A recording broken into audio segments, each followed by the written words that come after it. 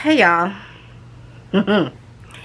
Thank you for coming back to my channel. This is going to be a combined review for episodes 4, 5, 6, and 7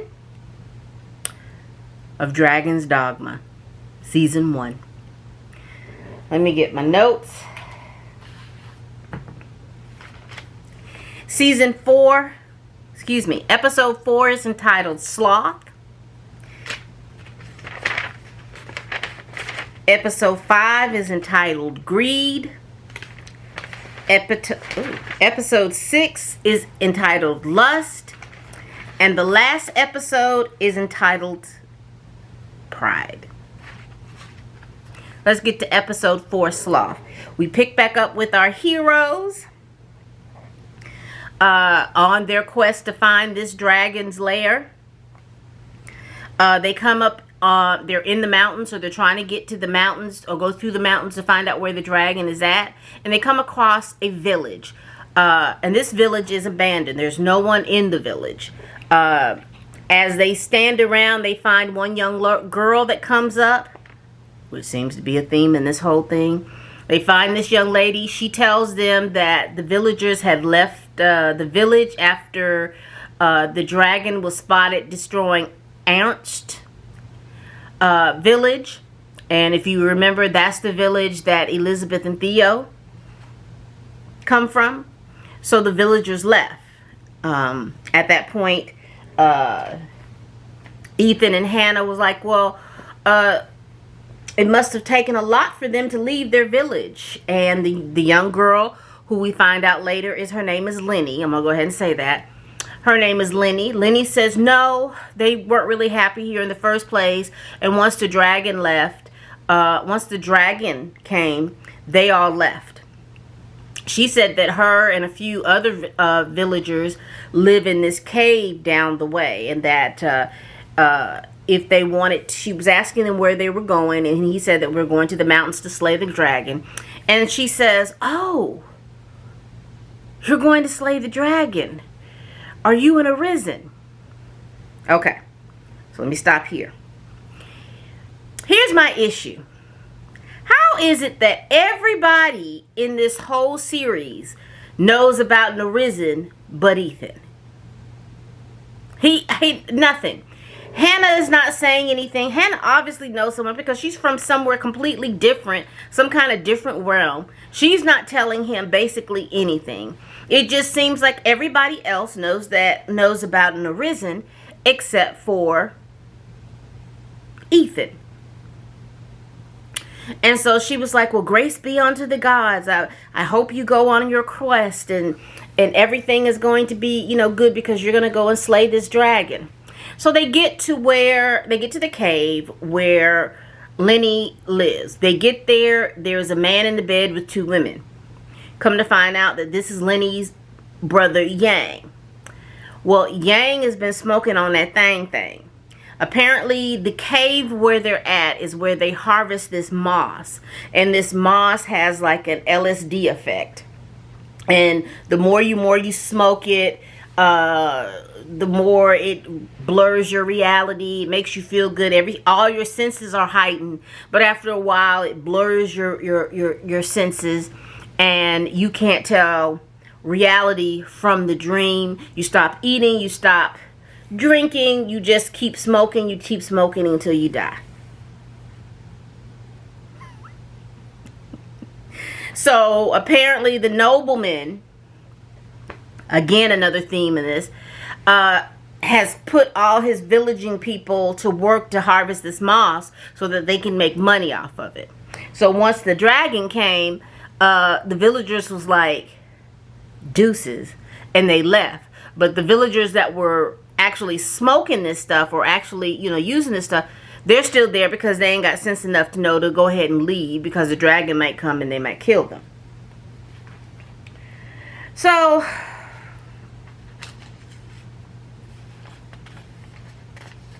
that was in my notes. It was like, how does everyone know that he's in arisen? Everyone knows this. Everyone seems to understand what it is except for Ethan. Well, Lenny tells them that she knows of a different way to get through the mountain pass. And she tells him about this way to get through the mountain pass. Hannah doesn't believe what she's saying. She's like, why would you trust her going through this mountain pass? She might be sending us on someplace, where we don't need to be. And he's like, well, what reason would she have to lie to us? I mean, she's clearly not going to go anywhere. What reason would she have to lie?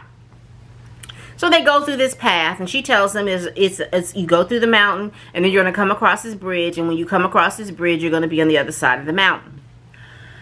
They come across the bridge. He steps to the bridge, but the bridge is covered in about maybe a foot and a half of water. So he tells Hannah to watch her step. Hannah watches her step. They go through the water. All of a sudden, he sees something swimming in the water. They stop. Next thing you know, bam, boom, crash, boom. There's this big old snake with 4 heads. We're looking at this big old snake with 4 heads, and quite a big snake. The 4-headed one is called a hydra. This hydra is trying to kill Ethan. He doesn't seem, I'm just confused with Ethan because he doesn't seem to know that there are magical creatures everywhere.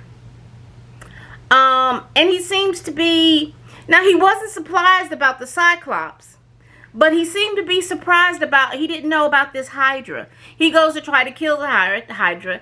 He cuts off the head of the Hydra, one of the heads, and he's thinking, 1 head down, 3 more to go. And then Hannah's like, you really don't know anything about a Hydra. And he was like, why? And then you see the Hydra's head just grow back.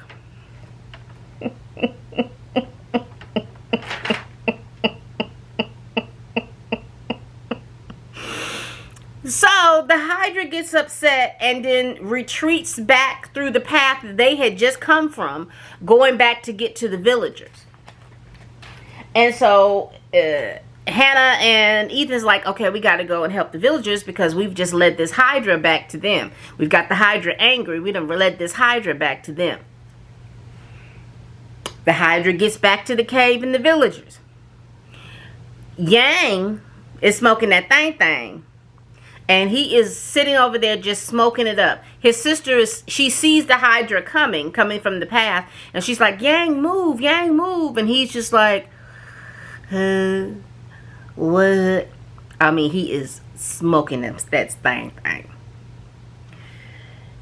Lenny leaps over to push her brother out the way because one of the Hydra heads is going to consume him. She pushes him out of the way just in time, but she gets swallowed by the Hydra. Ethan sees this, and he slaps Yang, and then he pushes him out of the way, and Hannah and Ethan proceed to then fight this Hydra. Well, this Hydra does something to Hannah, and he smacks her to the point where she appears like she's dead. She's dead. Okay. But, Hannah wasn't no good through this whole series anyway. She's not telling him what to do. She's just supposed to be his protector. But really hadn't protected him from nothing. Hadn't taught him nothing. All of a sudden, out of nowhere. Now, this is what, the 4th episode? This is the first we've seen of it. He done fought zombie goblins, a Cyclops, and hell, I can understand it around the dragon. All of a sudden, Hannah is dead. Ethan goes Super Saiyan on us. Eyes get red. He gets a little bit bigger. Powers coming from nowhere. And he persists to chop that Hydra up into itty bitty pieces, so many pieces that it couldn't regenerate fast enough. He kills the Hydra.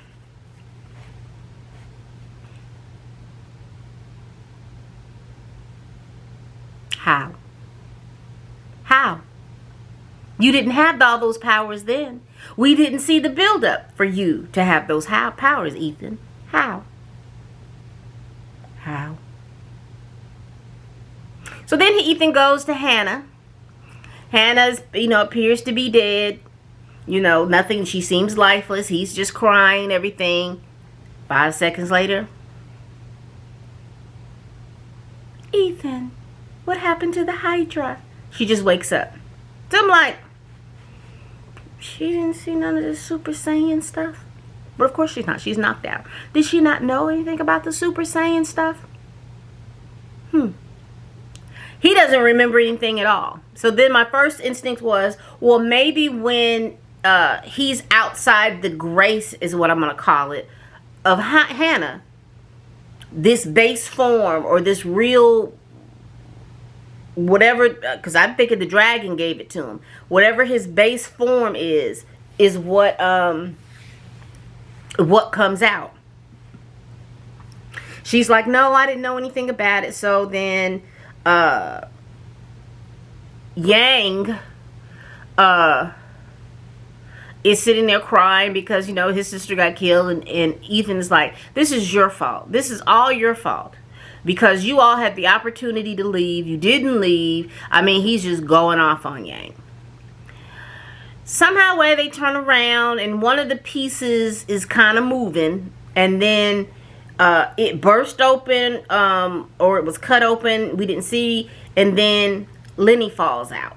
She's not dead because the Hydra ate it. I guess he just swallowed her whole. And she's not dead, but she is covered in stomach juices. And to the point where it appears like she's gone blind. I guess she went eyes open and the acid got into her eyes and now she's blind. And I guess Yang has seen the error of his ways. And so now he's going to take his sister with him. And that was the end of that episode. The only thing that we learned, or the only thing that happened, is that Ethan can go Super Saiyan. He can go Super Saiyan. And no big build up to that. He can just do Super Saiyan. We didn't see any glimpses of that. He can just, his eyes go red and he's Super Saiyan. Episode 5. I got my notes, y'all.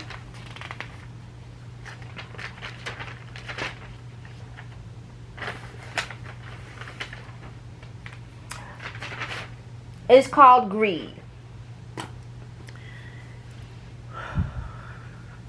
We start off with Ethan and Hannah running into this building, this church-like big building in this town, trying to come out from the rain. After a while, you start hearing all this noise and all this stuff breaking, and then you find out that Hannah and Ethan are fighting these skeletons, these zombie skeletons. And it's so many of them. And they have been fighting these zombie skeletons pretty much all night. There was too many of them. So Hannah, Ethan then went Super Saiyan again. And he wants to fight all of these monsters. And Hannah tells him, look, there's too many of them. And this is not our fight. We need to flee. So they run. And they run and they run and they run into some soldiers. And the soldiers was like, hey, y'all stand behind me. And we're going to hold our ground. They hold their ground and the sun comes up. Well, when the sun comes up, the zombie skeletons start to disappear. So apparently the light is what kills them. They're already dead. So I guess the light just sends them to the upper room. So they run back. They flee back to the darkness, back into the pit.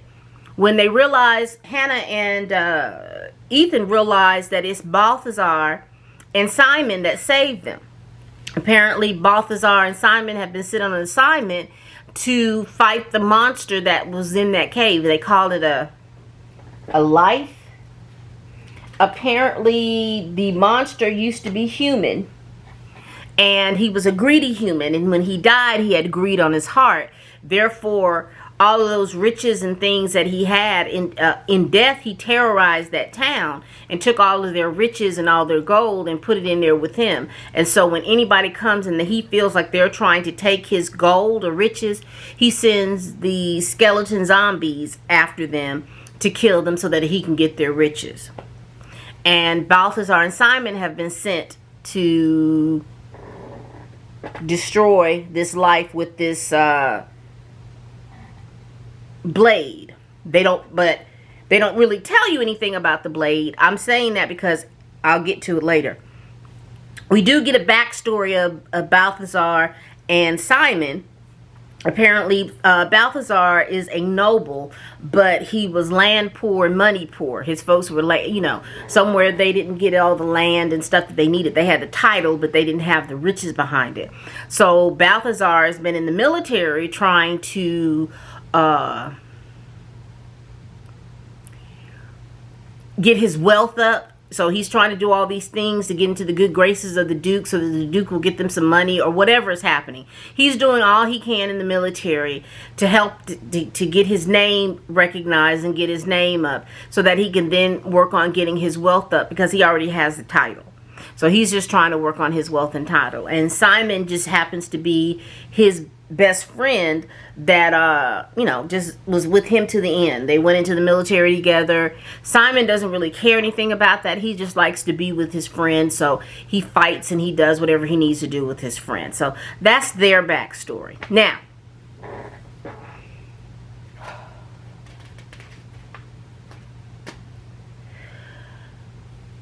Simon asked Ethan to help him get rid of the life.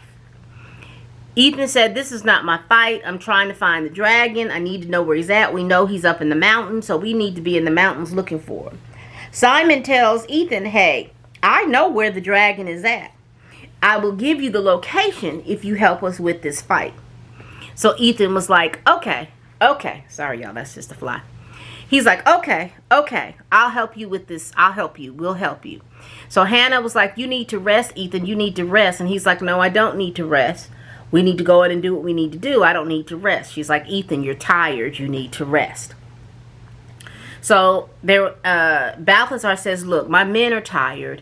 My men need to rest. So why don't we do this? Why don't we start the fight in the afternoon, and then we should be finished before it gets dark.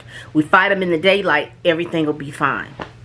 So they wait till the afternoon. They go back to the church-like structure because it doesn't really look like a church. It looks like a barn, a big barn.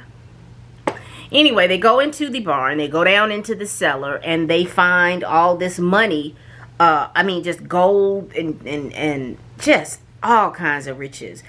Gold and silver and rubies and diamonds and emeralds and just all kinds of stuff. Vases and just a whole bunch of stuff that they have found down there. Then the life shows up.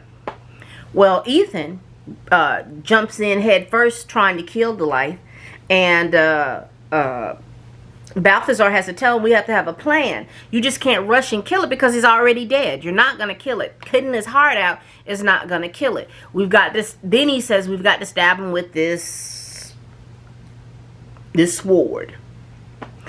Come to find out that there's no light down there, so therefore he can summon his Skeletor army.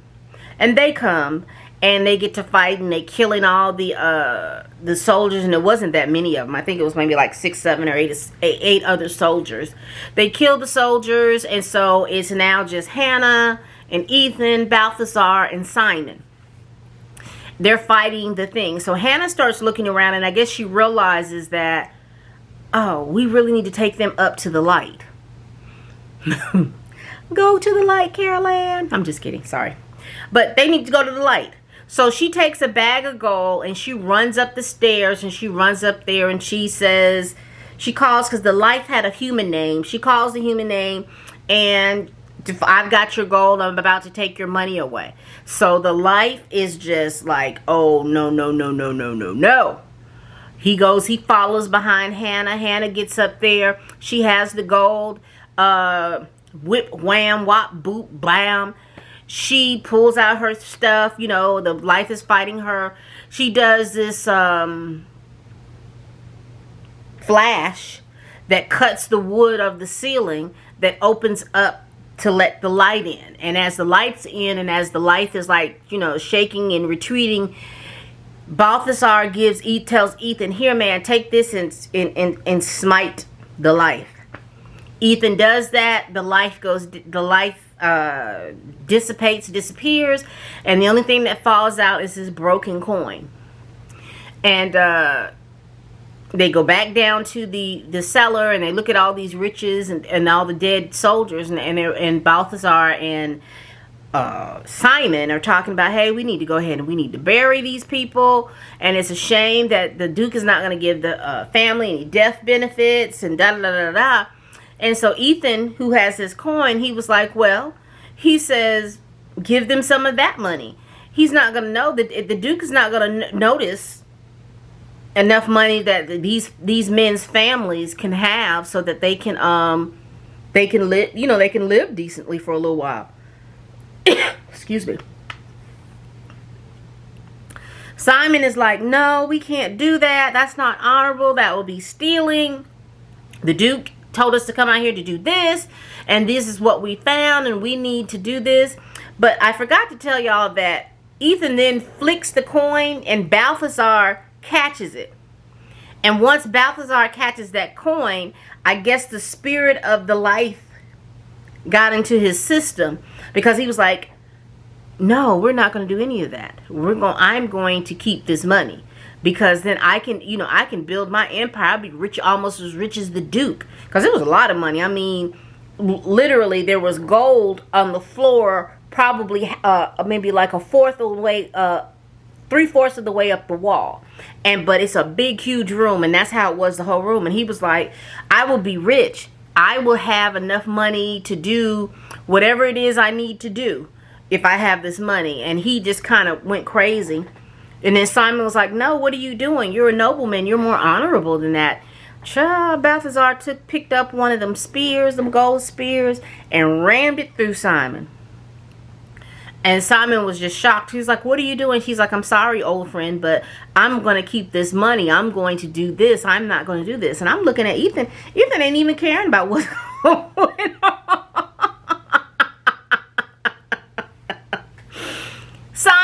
Simon and Balthazar got to fighting, and then it goes around. It ends up that Simon runs a big old spear through the side of Balthazar. And then Balthazar comes to his senses and says, thank you, friend. Thank you. And then he dies. Well, Simon is still alive, and Simon is like, what's going to happen to my friend? He's going to turn into a life because he died with greed in his heart. And Hannah said no, because he said something. I don't remember, but he didn't die with greed in his heart, because after he thanked you, he didn't die with greed in his heart. So Simon says, well, I don't know if he believed it or not. So Simon was like, well, if that's the case, if that's not the case, if anything happens and he comes back, would you come back, make sure that you take care of him for me? And then he tells Ethan asked him, okay, so where is the dragon? He said the dragon's at the tainted mountain. And he says, Simon says, like, Ethan, you got to do me one more solid. You got to pull this spear out so that I can go on and meet my maker. So Ethan pulls the spear out. End the episode.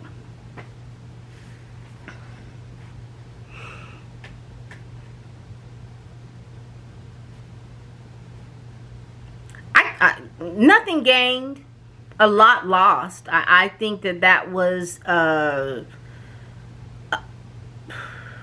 just thought maybe that Balthazar and Simon were going to join in on this quest, and they were going to be much needed backup for Ethan and Hannah, thinking that they were going to be going on a little bit more quests, and thought that they were going to be some much needed backup for them. Not to be so. Yeah.